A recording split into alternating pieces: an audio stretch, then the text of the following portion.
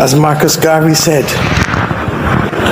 that it is critical that we emancipate ourselves from mental slavery and we forge the strength and courage to develop the confidence, not just simply to say that no man is better than me and I am not better than any man, because our people now accept that. Hey family, welcome to another interesting video. Today we are listening to a powerful speech by Mottley, the Prime Minister of Barbados, guys.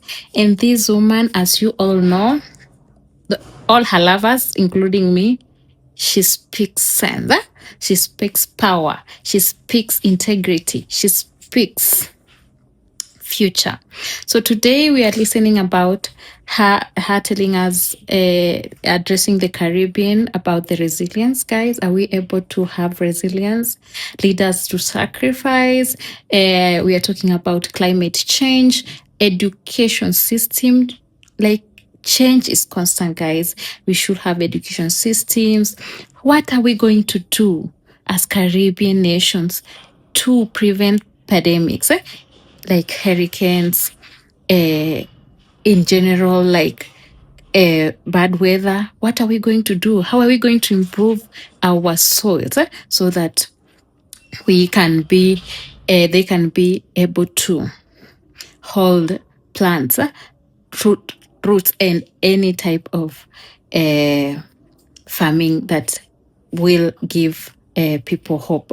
So in that relation, guys, watch this video till the end. If you haven't subscribed yet, kindly do so and watch. Let me know what's your comment, what's your opinion about this change Mia Mottley is talking about. Garvey said that it is critical that we emancipate ourselves from mental slavery and we forge the strength and courage to develop the confidence, not just simply to say that no man is better than me and I am not better than any man, because our people now accept that. Regional travel, or $10 for international travel to help save the planet, so that the people who benefit and whose children and grandchildren will benefit feel that they too are making a difference in the effort to save the world. And if you took it to pharmaceuticals and to pandemic, you would expect them to put their part. And if you took it to digital illiteracy, you would expect those companies that now have market capitalizations in the trillions of dollars to leave a little something on the table so that we can secure. We're not going to make all the SDGs by 2030, but we must now prioritize to build the bridges that will unlock the rest. And that must mean fighting hunger and poverty. That must mean providing education across the world.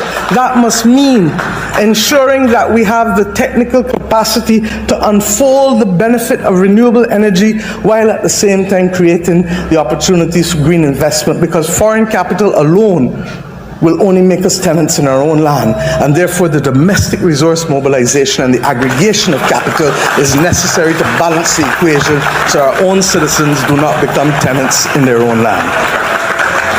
I say these things because I genuinely believe that in the same way we saw over centuries the evolution of the joint stock company, in the same way we saw over centuries the emergence of the nation state, in the same way that we recognize that this is the beginning of the end of a current world order, that we have to be prepared to recognize and to determine what are the things that are necessary to secure lives and livelihoods, people and planet, without being wed to systems that are no longer working for us and that were made in the image of people who only want to dominate and exploit.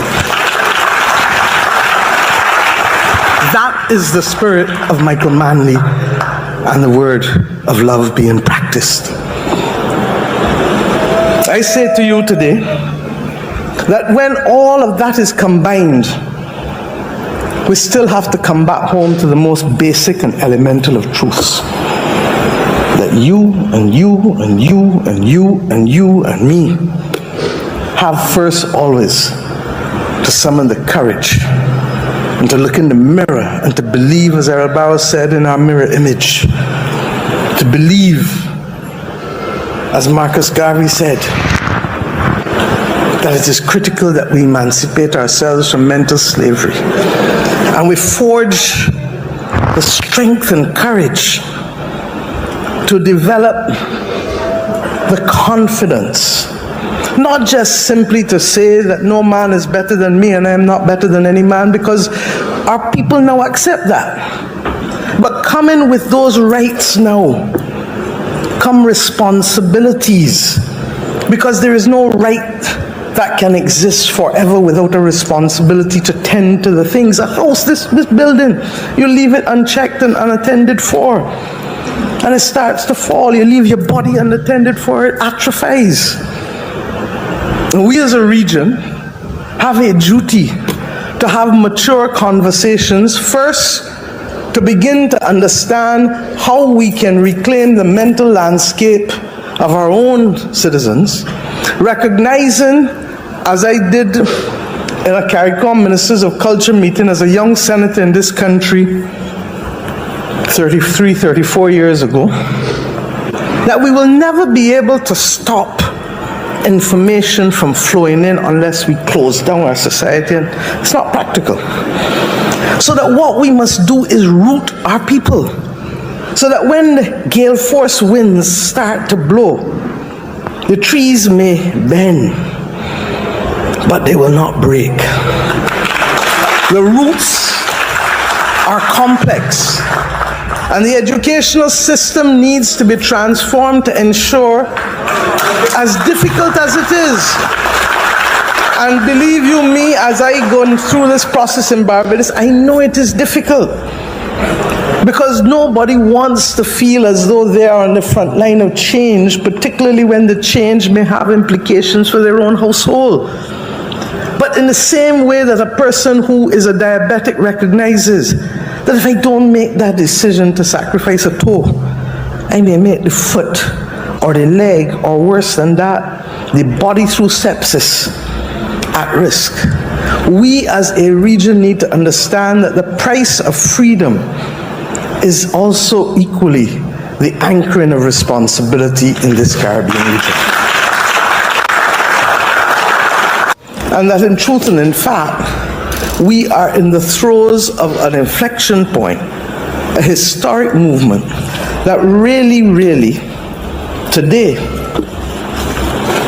causes us to have to pause. And the danger is that we might be at risk of being distracted from the fundamental things that truly make a difference to our planet and to our people, and by extension, to our Caribbean civilization. The reality is that what we are witnessing, in my view, is really the dying of an old order without yet seeing where the new order will be located and how it will be framed. The Italian philosopher Antonio Gramsci wrote in his famous prison notebooks, and I quote, "The old world is dying and the new world struggles to be born. Now is the time of monsters," unquote. And what are those monsters today? Is it the climate crisis? I don't refer to it as climate change, because there's nothing about change in the crisis that we face. It is a season of superlatives, and it's the season of the unexpected. We see it from the droughts, to the floods, to the hurricanes, to the sargassum seaweed, to so many other things that are so unrealistic. I'm accustomed to convection rain here in Kingston, not in Bridgetown. For the last 2 years, we experienced that from August to December, almost 5 days a week. While at the same time, for the first 6 months of last year, we had less than 50% rainfall of the average 30 years that went before, in the same year. The monsters are the pandemics, and we acknowledge that with the increased heat, we are likely to see new pathogens develop, and by extension, new pandemics are likely to emerge. But even as we speak, separate from that, Our abuse of antibiotics, antimicrobials, has led to an extraordinary level of antimicrobial resistance that now makes that responsible for the third highest number of deaths directly and indirectly in the world, and by 2050 it shall be responsible for the highest volume of deaths in the world, reversing a century of medical progress and making simple things like going to the dentist or going in the garden or having a baby risky things if you get an infection. We have seen environmental degradation generally, but in particular degradation of our soils. And there is the belief that it will considerably impact the already threatened food security that we have as a result of the impact of climate itself. But soil degradation in and of itself will make it worse. We are seeing the collapse of ecosystems and the collapse of and further loss of biodiversity. Things that we were accustomed to seeing are finding themselves removed from our environment. And at the same time, globally, we have 35 million people, refugees, across the world, fleeing wars, violence, persecution, and abject poverty, right here in our own region to across the world. The world itself is a dangerous place to be. The 1st of December, France had a government, as did Syria. Today, the 10th of December, both have been gone for a few days. One by law and one by force. We are at an interesting point. We hear of the movement against incumbents more than anything else. Some of it expresses itself in right-wing populism, some of it in the UK, left of center. But in both instances, it's an anti-incumbent move, largely because much of what people have had to experience in this polycrisis moment in the last 5 years has made life difficult for most and perplexing for all. The spectacle of fake news and the inability to control a narrative to build a nation, where broadcasting used to be the order of the day and now narrowcasting and echo chambers replace it. We have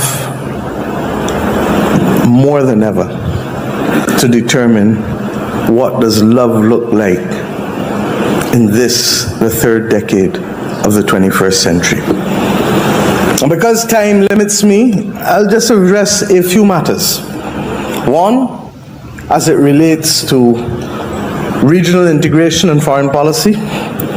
Two, as it relates to the reform of the international financial system, and by extension our capacity to meet the global public goods that are critical for our survival on the planet as people. And finally, the utter and absolute importance as Caribbean people of the psychological reinforcement of our cultural identity to give us purpose and to give us unity and solidarity to weather these difficult times as the New World Order finds itself emerging.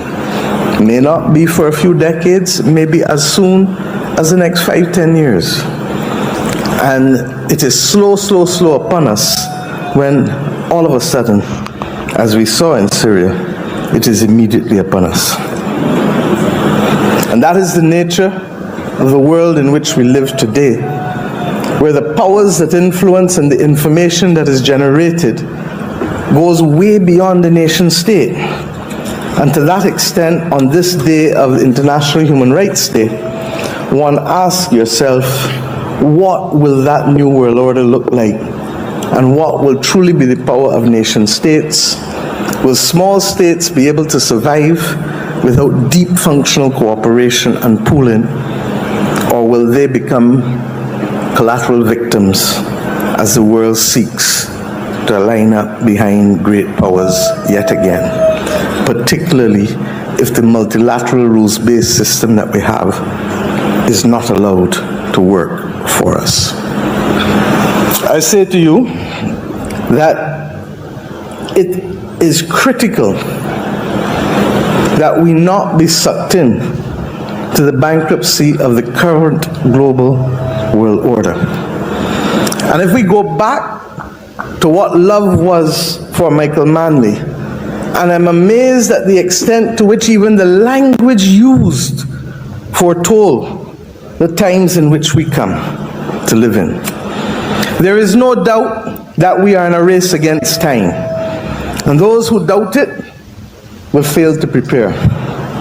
And that, for us, means that we recognize that love fundamentally is about caring, seeing, hearing, and feeling.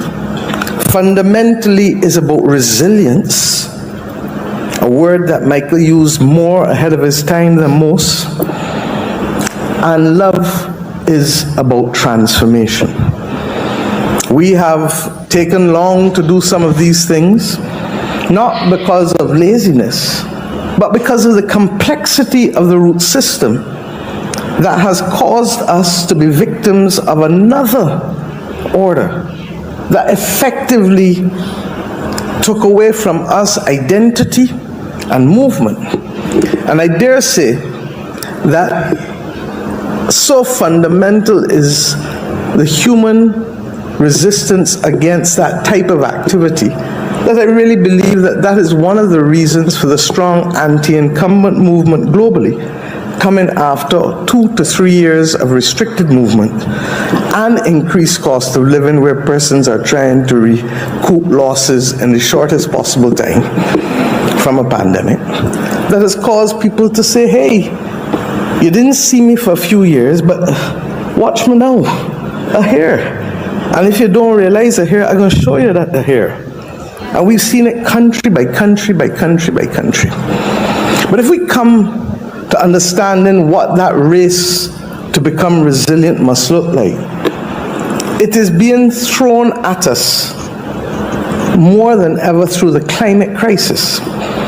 And that is why, in a very real sense, the global south, in its victimhood, has a renewed sense of solidarity, because we all know that we didn't cause the problem, and that in fact we are now bearing double jeopardy, because having been the beast of burden to enrich those who built the Industrial Revolution, we are now the first victims on the front line to the consequences of the Industrial Revolution in terms of greenhouse warming.